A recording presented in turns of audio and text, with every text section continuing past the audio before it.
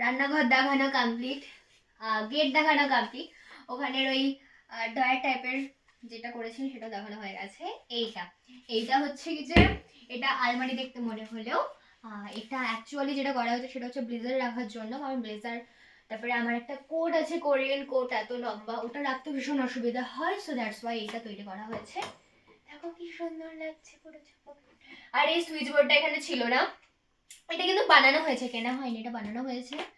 আর এই সুইচ বোর্ডটাই পেছনে ছিল, যেহেতু এটা এখানে রাখা হবে তাহলে সুইচটা কি করে দেব, মানে অন অফ তো করতে হবে, সেই জন্য এখানটাতে করা হয়েছে। খুললাম এটা,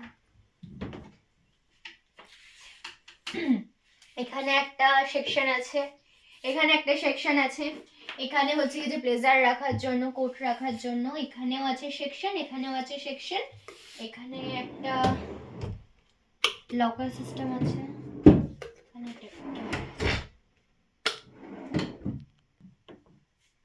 আর এই যে সুইচটা এর ভেতর দিয়ে রয়েছে তার।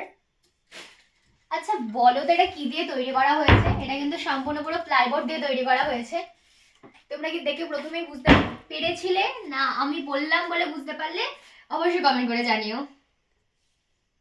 হ্যাঁ, শুধু প্লাইবোর্ড না, প্লাইবোর্ড আর সানমাইকাও দেওয়া হয়েছে এখানে। কেমন লাগছে অবশ্যই কমেন্ট করে জানিও। কালারটা কিন্তু ভীষণ সুন্দর লাগছে। Bye bye.